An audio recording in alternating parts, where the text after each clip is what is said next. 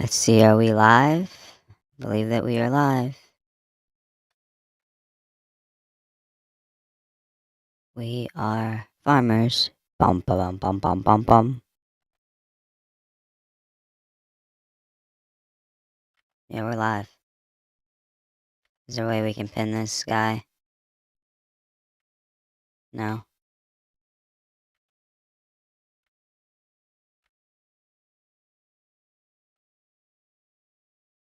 No. We'll check back and forth. Give it a couple seconds.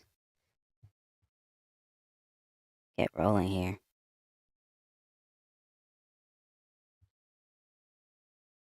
Let's just make sure.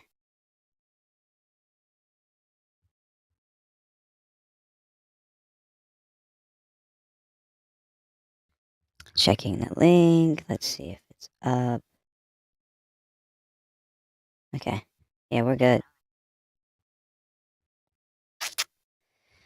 How we doing?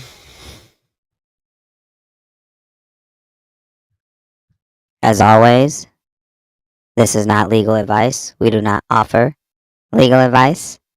If you're looking for legal advice, please reach out to your competent and licensed attorney. This is informational and educational purposes only, and some entertainment.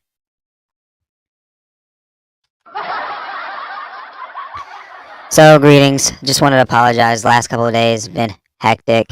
Been trying to get on here for a while to finish this last part, and we are finally here. Because I want to move on to another trust document. I didn't want to leave you guys hanging with the last part in limbo. But the last time we were here, actually, we finished with issuing certificates and bonds, which is pretty much straightforward. But we were actually, oh no, sorry, we weren't on that. We were on talking about jurisdiction. And if there is anything that is going to help you understand why operating as a trustee of a private express trust is extremely powerful, it is the understanding of jurisdiction. So if you did not watch that part, please go back and watch it. But regardless, I'm going to cover a little bit here because it's that important. It always boils down to public versus private. Your trust is in a private jurisdiction, the private. The courts of today operate in public. Most of them are in admiralty. Some of them are in equity, but most of them, I should say, are in admiralty. They can't gain jurisdiction over your trust unless you give it to them. That is not a conspiracy. That's not an opinion. That is a bona fide fact. Unless you go and play their game, they can't operate. They can't get hands on your trust. Now, to the extent that you decide to play in the public with your trust as a legal person, that is to the extent that they will gain interest to the affairs of the trust. But even then, there are certain things they cannot tap into with your trust, I should say, as long as it is properly structured. I hope that makes sense. I did not cover these last time. These are maxims of law. I want to cover these before we get started on this last part, because there's a few of them that are really, really good. And the first one says, a workman is worthy of his hire. All are equal under the law. In commerce, truth is sovereign. I should probably explain these for you guys. Sorry.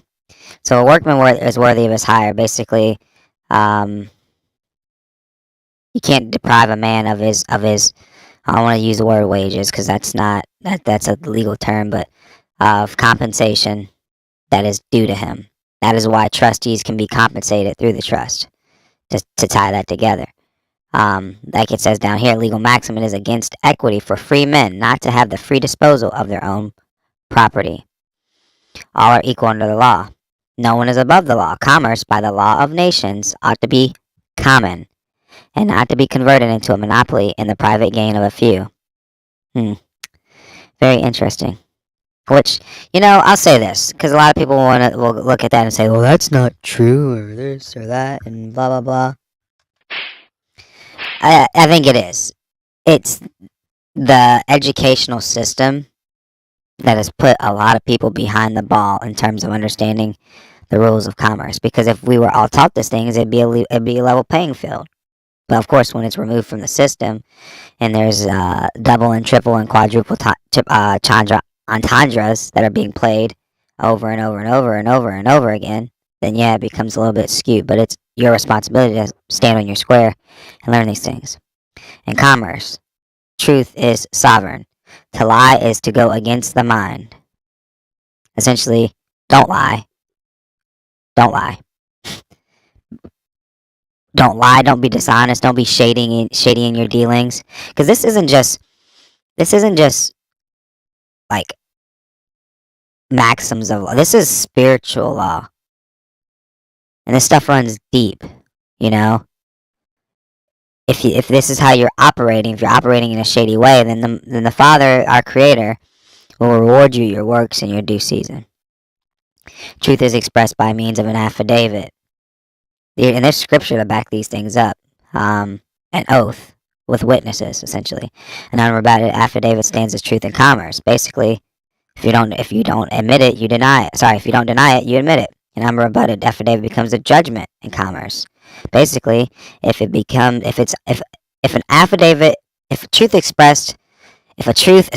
truth is expressed as an affidavit, you let that affidavit stand and you don't rebut it. That means you never came to the playing field to begin with. You're in default.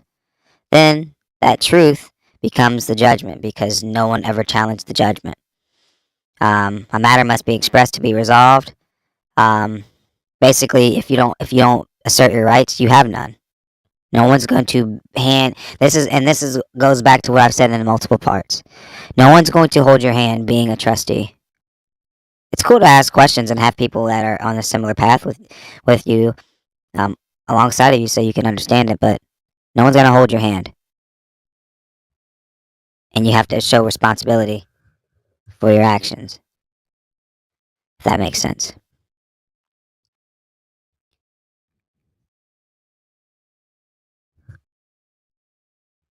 He who leaves the field of battle first loses by default, what we just talked about. Sacrifice. This is a new one. I've never seen this one. Sacrifice is the measure of credibility. One who is not damaged, put at risk, or willing to swear an oath on his commercial liability for the truth of his statements and legitimacy of his action has no basis to assert claims or charges and forfeits all credibility and right to claim authority. Acts chapter 7. Life and death of Stephen. Legal maxim. He who bears the burden ought also to derive the benefit. That's a good one. A lien or claim can be satisfied only through rebuttal by counter affidavit, point for point, resolution by jury, or payment. If the plaintiff does not prove his case, the defendant is absolved. So I don't want to go too far off base. I'll come back to that, but you guys can get those. Those are pretty much on their face as I read them. So, continuing. Okay. Maintaining proper IRS relations. Last but not least, due attention must be paid to the Internal Revenue Service, for they are the lawful legal entity duly authorized to collect association dues, income taxes, from 14th Amendment citizens and other persons volunteering and availing themselves of the privileges and immunities regarding non-payment of debts in the system implemented under House Joint Resolution 192, 12 United States Code Section 95A, and 15 United States Code Chapter 41, Section 1602, C, D, E. They, the participants, are considered as a debtor, creditor, in a Social Security Association, uncharted, unincorporated commune, whereby each person insures everybody else in the association by agreeing never to demand payment for debts.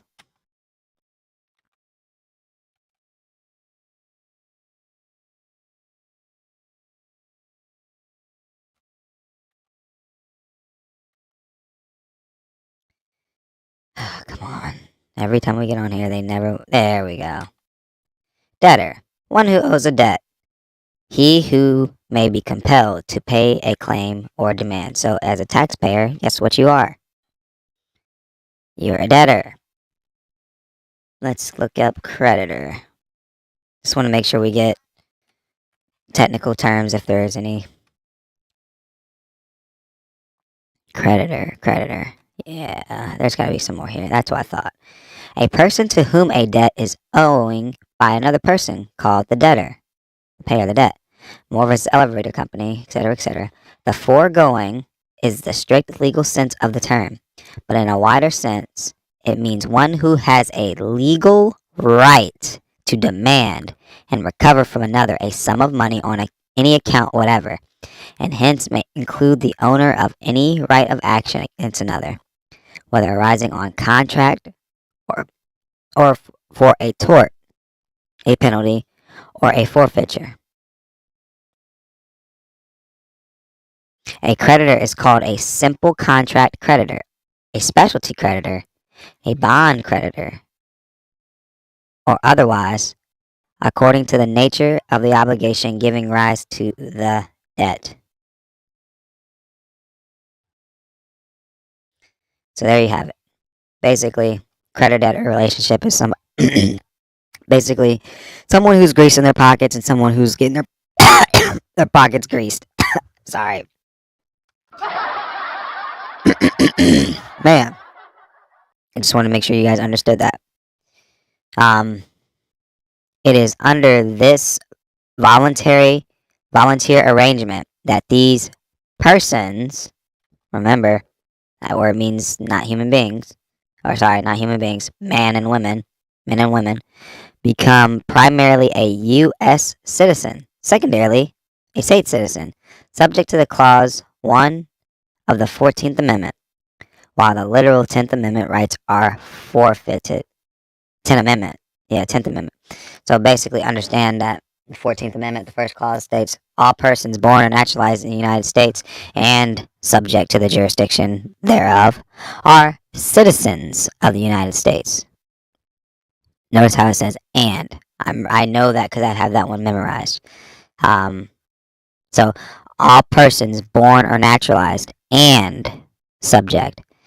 When you look up the word born, it means different things. Naturalized means different things. When you look up the United States, obviously we're not talking about the 14th Amendment. It's not talking about the Bill of Rights of the United States. 14th Amendment, when it says United States, all capital letters, talking about the corporation, and all that hunky-dory fun stuff. But we covered that already, so we're not going to go too far in depth with that. Persons under this system have only relative rights to life, liberty, and property. Their natural rights are converted into privileges and immunities and civil rights. As debtors, they have no absolute literal property ownership, for it has been converted to mere usership. I missed a couple footnotes, didn't I? 201 and 202. Okay, well, 202 is a good one. Debts are not the property of the debtors. They are obligations of the debtors and only possess value in the hands of creditors. With the creditor, they are property absolute, meaning completely owned. Priority security interest holder, meaning that's just a fancy word for meaning I have first dibs, first rights to this security or whatever I'm talking about if it's not security interest holder, if it's anything else. Plainly put, IRS taxes serve several functions, but principally as dues for the privileges and immunities associated with participating in the Federated, Unincorporated Interstate Banking Association for the non-payment of debts. 203. Nothing.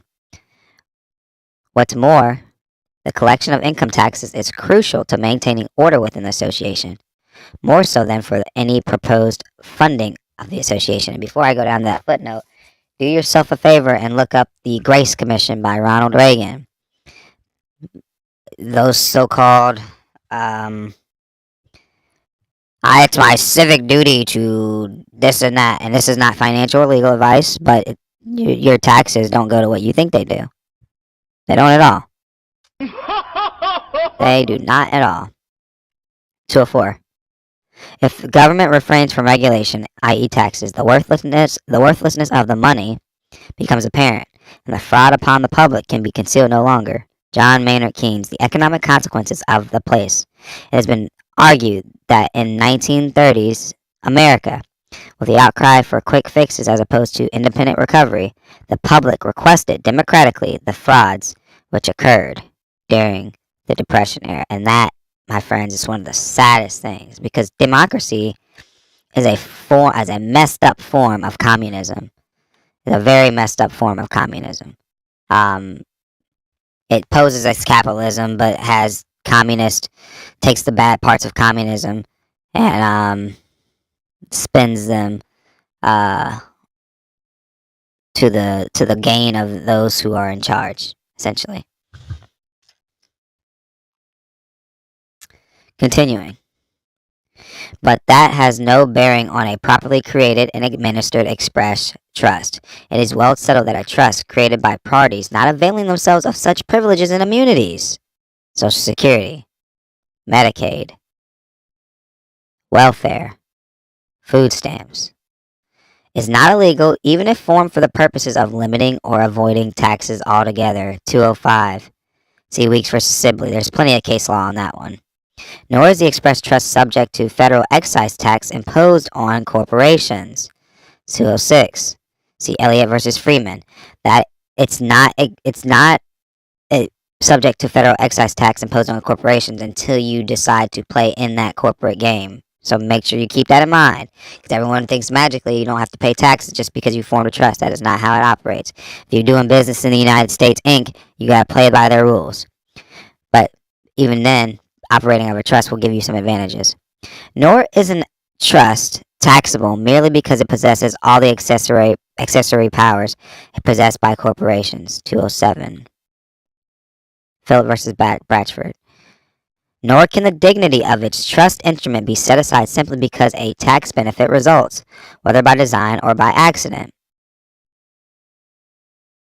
More case law. Frankly, unless it incurs a tax liability in the United States, like I was just saying, via a valid form clause in a contract, membership in the unincorporated banking association, becoming an employer, employee, or worker or corporate entity deriving income from corporate stocks or physical franchises, accepting other privileges and immunities under the 14th Amendment, or availing itself of any other benefits of the public trust, invoking the doctrine of reciprocity, it has nothing to do with the IRS. For all those people out there trying to say that trusts essentially keep you from paying taxation, that is not true, but it is true, and that is why. So remember, the source, it always boils down to the source of the income. If my income was derived inside the United States, Inc., then I have to play by their games. If it was not, if it was done in the private, then I don't have to play by their games. Simple as that. Just remember that. If I formed an LLC within the United States incorporation, sorry, I keep saying incorporation. I don't know what's going on today, guys. let me clear my throat. Okay. Now let's go. If I form an LLC inside the United States corporation, and I'm doing business, I have to pay taxes, because that is a creature of the state, of the corporation, if that makes sense. However, as it might stand as a beacon of organizational liberty, the IRS has a reasonable interest in making sure that the express trust example does not upset collections, and most important of all, compliance. The IRS thus takes every precaution to shoot down trust of any kind which hint at having origins lying outside of its jurisdiction, i.e. the other property. It is interesting to note that the IRS taxpayer relationship by operation of law is that of a best beneficiary, Sister K trust, to trustee. It is a classic resulting trust.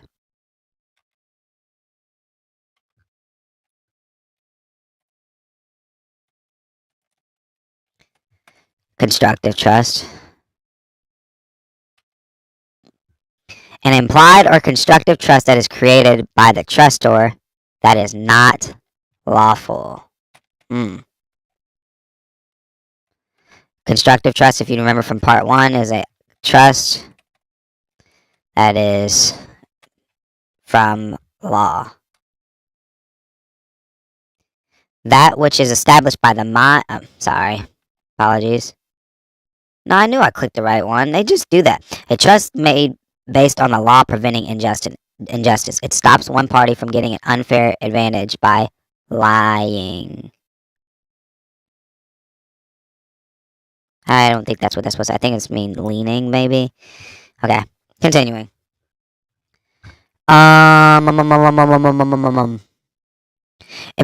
to show you where the IRS talks about this because everyone will get off this video and it's like, oh, well, the IRS said this. I'm going to show you the nuance here. It becomes understandable then that the IRS would construe every instance, no matter how rare, of a non-statutory trust condemned in court as being attributable to some purported inherent unlawful nature of non-statutory trust in general. Hence, the classification of abusive trust, though any trust, statutory or non, express or implied, resulting in constructive, which abuses the fundamental principles upon which equity rests, is technically abusive, yet they never speak of them. The reader should therefore be keen to know how to discern good information and misinformation. Sorry.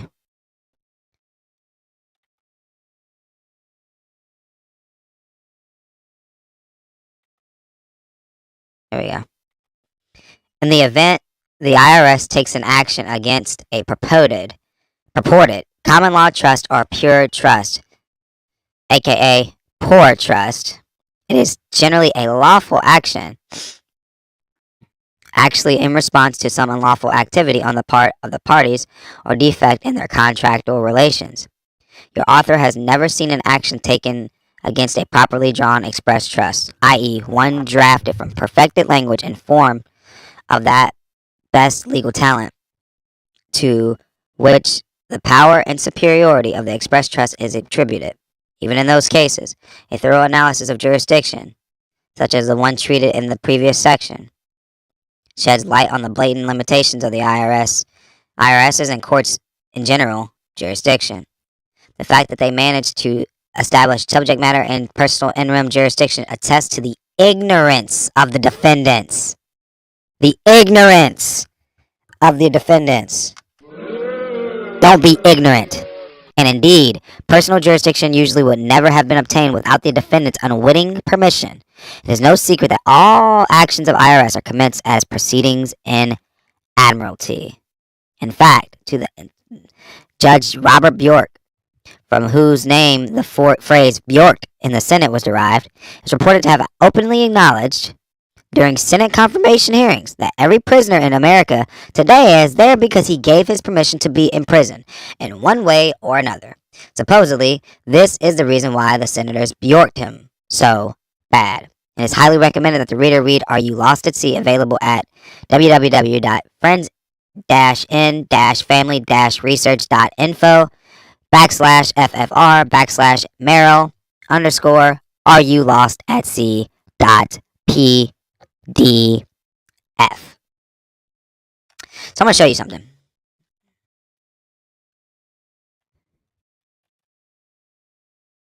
It's like they knew.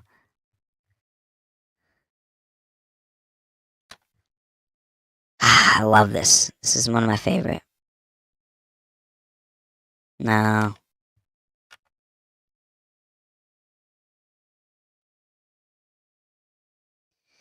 There's a reason why they put this on here. They are trying to scare the absolute loving garbage out of you. Like absolute, they're trying to scare the absolute living garbage out of you. Nothing more, nothing less. Abusive trust arrangements typically are promoted by the promise of such benefits as reduction or elimination of income subject tax. Well, if you've been watching this entire time and you see all the case law, well, you know that's a real thing. Matter of fact, we just referenced a case law from the. And remember this: the IRS can say whatever they want. People need to understand how law works. The United States Supreme Court is the mandatory binding authority on all courts derived under the United States, period, point blank. It doesn't matter what scare tactics they put in here to try to come after you. Stand on your square as a man, stand on your square as a woman, and understand how to operate. Or don't, and just continue to be a serf. Your choice. Let them take your assets. Let them tax you into oblivion. This isn't legal advice. This isn't financial advice. This is entertainment purposes only. But you gotta understand, at some point you just have to grow a pair. And you're gonna have to be able to understand these things and stand on these things. And if someone comes to challenge you, just as if someone came to you and tried to challenge you and take your family away from you, you need to be able to stand on that square and know what you're talking about and defend yourself appropriately. Because people will always try to manipulate words against you to try to get you to, okay, well, okay, I guess I'll go and get that thing. I guess I'll eat that. I guess I'll do that. Soft. It's soft. That's the problem for the last 100 years. That's exactly what Social Security Administration has done to this country. It's made it soft.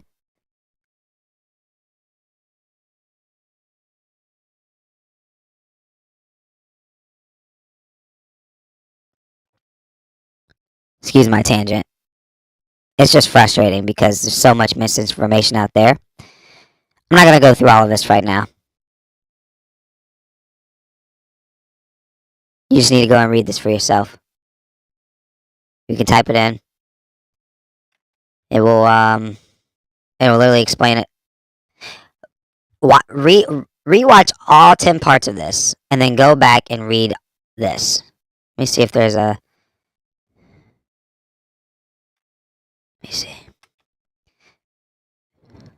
Let me see if there's one part I wanted to cover. Yeah, that's true. Substance, not form, controls taxation. It is true.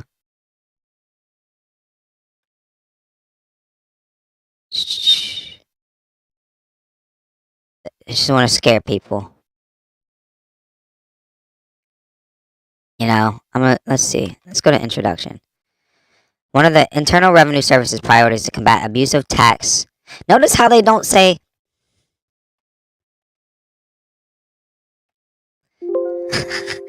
I typed in the word illegal. This is what I wanted to show you. I typed in the word illegal. Do you notice nothing pops up? The word abusive. Why is it abusive? Because it's greasing your pockets, taking control of your life, and taking the control away from them and ungreasing their pockets. That's what it is. That's why it's abusive. Let's see if Black's Law Dictionary has a definition for abusive. I don't think they do.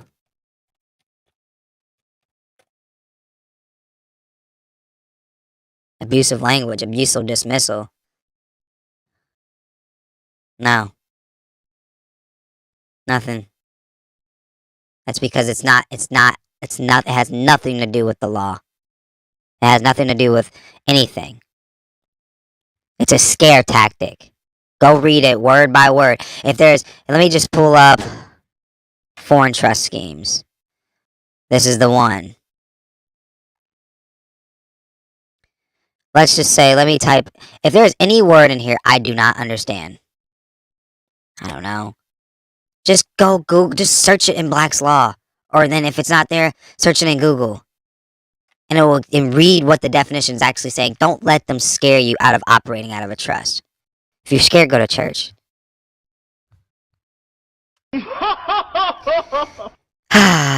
In conclusion, we are at the end finally. I know, it's been a great journey, but we're not done. We got other documents we're going to review. The only way to thrive in 21st century America is to own nothing and control everything privately. And though any trustee is the legal owner of the property in trust, the trustees of Express Trust do not experience the incidence of personal ownership due to properly limited liability via trust instrument and the cardinal virtues of the trustees. It is this limited liability that makes the Express Trust no less than the corporation, but it is the latitude of choice of whether to function in the common law venue with absolute rights in commerce under the general law merchant, aka commercial law, or in the Roman civil law, commerce, not, I didn't say UC, never mind, keep going, or in the Roman civil law venue with only relative rights in commerce under private international law that makes the Express Trust inter alia far superior and profitable. Under the aegis of the Express Trust, the trustee is clothed in a veil impenetrable only from within. This suit of armor is the trust instrument, which molds to the trustee in all his good faith dealings on behalf of the trust, fully compensating him for his services, privileging his use of the trust, and enabling his exercise of creativity and business endeavors, all without the excessive weight of inquisitorial legislation. Guys, you don't have to be a dummy to see whatever is happening. You just don't have to be. You see what's happening in the world. Don't need to talk about anything. Start operating out of trust. You're not going to get ahead working in a 9 to 5. I don't say that to beat up on anyone. I really don't. I say that so you would hear this as an urge and say, like, okay, well, let me see what I can start doing to, like, provide a service and to, like, start, because if you're a middle class person, they're going to tax you into oblivion. The taxes are for the rich, but they're not for the rich, because anyone that's really rich and knowing avoids taxes because of trust. Some rich people do get taxed. Well, the poor people can't get taxed. They don't have anything to be taxed. What's the biggest class in between the two? Like I've said before, it's the middle class. You think they just hired 80,000 IRS agents for no reason? They're coming for a lot of things. They're coming for the credits that have been loaned out that people claim that fraudulent. Like if you claim this is not legal or financial advice, but this is the IRS can be your friend if you guys really are just smart in your dealings. They're not anything to be afraid of when you're doing things lawful and legal, lawfully, I should say. But when you do stupid things, like take some of their credits unrighteously and use it when you don't need it, or you just want to grease your pockets a little bit extra because you're saying, oh, what's the IRS? They got plenty of money.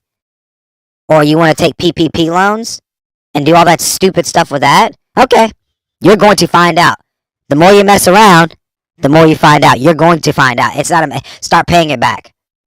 Take this from someone that I'm just trust me on this one. You're going to want to pay those back. You cannot run. You cannot hide. They're coming to find you. Continuing. The greater latitude afforded under Express Trust manifests itself in a number of ways, one of which is the prosecution of claims and commercial liens, wherein the trust acquires for value the account of a debtor, and the trustee utilizes the trust's qualities in order to effectively collect the debt owed. The trust brings with it a form of professionalism and authority which enables the debt to be collected honorably. And when one is trustee, he is in a fiduciary position, generally looked upon with respect for the integrity inherent in the position. This has always been the case, except where the power has been abused, which is why trustees have the liability. But even so, history is clear that there are far more abuses of power via corporations than Express Trust. Given the statistics and the fact that all governments in the 21st century America are corporations themselves, it becomes clear that the extensive recognition given to corporations by the state is simply because of the special interest relationship between the two, meaning the state has first interest because they are creatures of the state. In a way, it is the same relationship between the John and the prostitute, for it is always in the best interest of the prostitute to take measures to keep the John in business. This is done in order to indirectly protect her own job security. This is also the underlying cause for much of the negative sentiment towards express trust operating in the statutory world, hence abusive trust tax schemes, not illegal trust tax schemes. Keep it going. Sorry, I cannot talk today. It is this relationship that has bred the irrational view that some trusts have been created independent of statute. Some non-statutory trusts are said to have done harm. Therefore, public policy demands that hereafter all trusts shall be regulated. The irrationality of this becomes more apparent when the syllogism is paraphrased thus. Some lawyers have been presidents of the United States. Some presidents are said to have done harm. Therefore, public policy demands that hereafter all lawyers should be prohibited. That's actually kind of funny. Because, yeah, most lawyers are scumbags. This is not legal advice or slander or anything towards anyone, but good luck finding a good one. The bottom line is that express trust relation is the most effective means to owning nothing while controlling it all. And when utilized properly, it affords its participants with all the ingredients of legal health and commercial wellness. It is also true that no matter how many arguments are made against the express trust, the learned reader will always see through the propaganda and spin. The propaganda and the spin. The propaganda and the spin. Knowing the state's nagging concern is the utter lack of in rem jurisdiction over express trusts. Possession is 9/10 of the law. At the end of the day, in rem jurisdiction remains in the private venue, with the trustee pursuant to the private contract between he and the settlor. So, from natural deduction, it should become clear that the express trust can really only fail due to some misgiving or impropriety on the part of the trustee. The trustee must therefore trust himself.